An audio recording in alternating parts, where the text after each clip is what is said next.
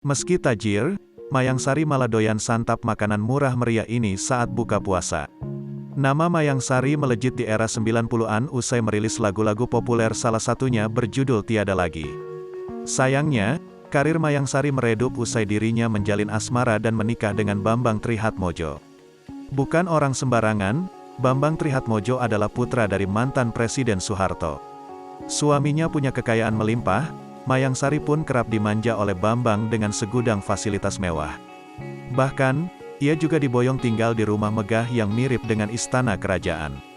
Namun siapa sangka, meski tajir melintir, Mayang Sari justru demen menyantap makanan murah meriah untuk buka puasa.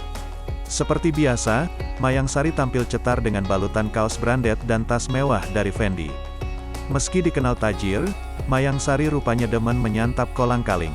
Bahkan, ia juga demen menyantap gorengan, martabak telur, sop buah, serabi, semua saya yang masak, ujarnya dengan bercanda.